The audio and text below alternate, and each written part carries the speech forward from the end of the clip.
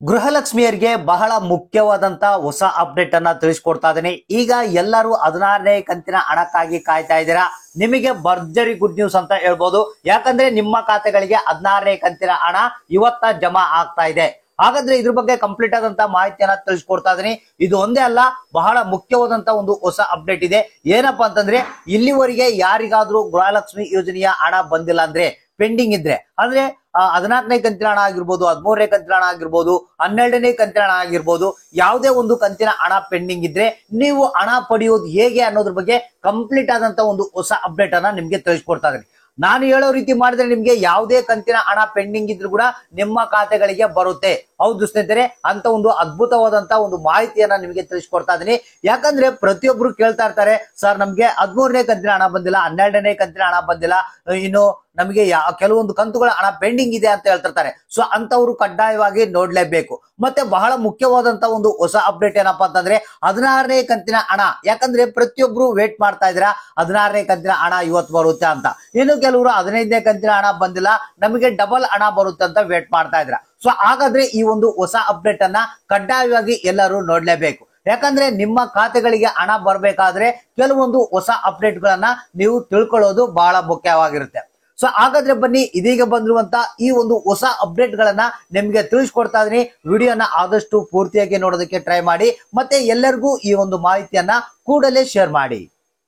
ಹೌದು ಸ್ನೇಹಿತರೆ, ಗೃಹಲಕ್ಷ್ಮಿ ಯೋಜನೆ ಬಗ್ಗೆ ಲಕ್ಷ್ಮಿ ಹೆಬ್ಬಾಳ್ಕರ್ ಅವರು ಖುದ್ದಾಗಿ ಈ ಒಂದು ಹೊಸ ಅಪ್ಡೇಟ್ ಅನ್ನ ಕೊಟ್ಟಿರುವಂತದ್ದು. ಮೊದಲಿಗೆ ನಿಮಗೆ ಕೆಲವರಿಗೆ ಹಣ ಬಂದಿಲ್ಲ ಅಂತ ಹೇಳ್ತಾ ಇದ್ದಾರೆ, ಅದನ್ನ ಹಣ ಪಡೆಯೋದು ಹೇಗೆ ಅನ್ನೋದನ್ನ ತಿಳಿಸ್ಕೊಡ್ತೀನಿ. ಆಮೇಲೆ 16ನೇ ಕಂತಿನ ಹಣದ ಒಂದು ಹೊಸ ಅಪ್ಡೇಟ್ ಅನ್ನ ತಿಳಿಸ್ಕೊಡ್ತೀನಿ. ಸ್ನೇಹಿತರೆ, ಇಲ್ಲಿ ಈಗ ನಿಮಗೆ ಕೆಲವರಿಗೆ 14ನೇ ಕಂತು, ಕೆಲವರಿಗೆ 13, 12, 11, 10ನೇ ಕಂತು ಹಣ ಬಂದಿಲ್ಲ ಅಂತ ಹೇಳ್ತಾರೆ. ಸೊ ನೀವು ಹಣವನ್ನ ಪಡಿಬೇಕಾದ್ರೆ ಈ ಕೆಲಸವನ್ನ ಮಾಡಿದ್ರೆ ನಿಮ್ಮ ಖಾತೆಗಳಿಗೆ ಹಣ ಬರುತ್ತೆ.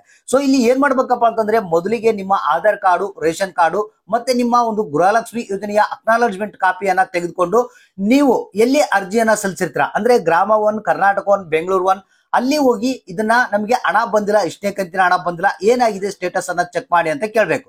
ಸೊ ಅಲ್ಲಿ ಅವಾಗ ಸ್ಟೇಟಸ್ ಅನ್ನ ಚೆಕ್ ಮಾಡ್ತಾರೆ. ಅಲ್ಲಿ ಬೇರೆ ಬೇರೆ ರೀತಿಯ ಒಂದು ರೀಸನ್ಗಳು ನಿಮಗೆ ಕಂಡು ಬರುತ್ತೆ. ಅಂದ್ರೆ ಕೆಲವರಿಗೆ GST ಪೇಯರು, ಕೆಲವರಿಗೆ ಇನ್ಕಮ್ ಟ್ಯಾಕ್ಸ್ ಪೇಯರ್ ಅಂತ ತೋರಿಸಬಹುದು, ಕೆಲವರಿಗೆ ಪೆಂಡಿಂಗ್ ಅಂತ ತೋರಿಸಬಹುದು, ಕೆಲವರಿಗೆ ಸಕ್ಸಸ್ ಅಂತ ತೋರಿಸಬಹುದು. ಸೊ ಇಲ್ಲಿ ನೀವು ಏನ್ ಮಾಡ್ಬೇಕಪ್ಪ ಅಂತಂದ್ರೆ, ಮೊದಲಿಗೆ GST ಪೇಯರ್ ಅಥವಾ ಇನ್ಕಮ್ ಟ್ಯಾಕ್ಸ್ ಪೇಯರ್ ಅಂತ ಅಂದ್ರೆ ನೀವೇನ್ ಮಾಡ್ಬೇಕು, ನಿಮ್ಮ ಹತ್ತಿರದ ಮಹಿಳಾ ಮತ್ತು ಮಕ್ಕಳ ಕಲ್ಯಾಣ ಅಭಿವೃದ್ಧಿ ಇಲಾಖೆಗೆ ಭೇಟಿ ನೀಡಿ, ಸರ್ ನಮಗೆ ಈ ರೀತಿಯಾಗಿ ಸ್ಟೇಟಸ್ ನಲ್ಲಿ ತೋರಿಸ್ತಾ ಇದೆ, ಹಣ ಬಂದಿಲ್ಲ, ನಾವು GST ಪೇಯರ್ ಅಲ್ಲ, ಇನ್ಕಮ್ ಟ್ಯಾಕ್ಸ್ ಪೇಯರ್ ಅಲ್ಲ ಅಂತ ಹೇಳಿ ಒಂದು ಫಾರ್ಮ್ ಕೊಡ್ತಾರೆ. ಅದನ್ನ ತುಂಬಿ ಕೊಟ್ರೆ ನಿಮಗೆ ಹಣ ಪೆಂಡಿಂಗ್ ಇರೋದು ಬರುತ್ತೆ. ಸೊ ಒಂದ್ ವೇಳೆ ನಿಮಗೆ ಬೇರೆ ರೀತಿಯ ಒಂದು ಕಾರಣಗಳಿದ್ರೆ ಅವರೇ ಹೇಳ್ತಾರೆ ಏನ್ ಮಾಡ್ಬೇಕನ್ನೋದನ್ನ, ಆ ಕೆಲಸವನ್ನ ಮಾಡಿದ್ರೆ ನಿಮ್ಮ ಖಾತೆಗಳಿಗೆ ಹಣ ಬರುತ್ತೆ. ಇನ್ನೊಂದ್ರ ಜೊತೆಗೆ ಬಹಳ ಮುಖ್ಯವಾಗಿ 16ನೇ ಕಂತಿನ ಹಣ ಇವತ್ತ ಎಲ್ಲರೂ ಪ್ರತಿಯೊಬ್ರು ಕಾಯ್ತಾ ಇದ್ದಾರೆ ಬರುತ್ತೆ ಅಂತ. ಸೊ ನೀವೇನಪ್ಪಾ ಅಂತಂದ್ರೆ ಅದನ್ನು ಕೂಡ ನೀವು ಅಡ್ವಾನ್ಸ್ ಆಗಿ ತಿಳ್ಕೊಬಹುದು, ನಿಮ್ಮ ಖಾತೆಗಳಿಗೆ ಹಣ ಜಮಾ ಆಗಿದೆಯಲ್ಲ ಅಂತ.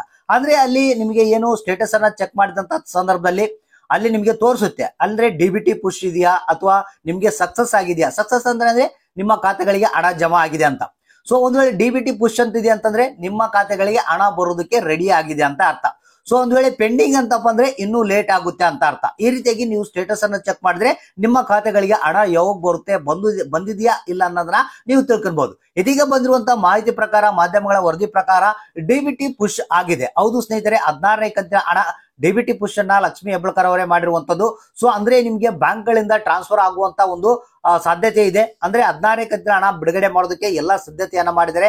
ಈಗ ಆಲ್ರೆಡಿ DBT ಪುಷ್ ಆಗಿದೆ, ಇನ್ನೇನು ನಿಮ್ಮ ಖಾತೆಗಳಿಗೆ ಹಣ ಜಮಾ ಆಗೋದೊಂದೇ ಬಾಕಿ.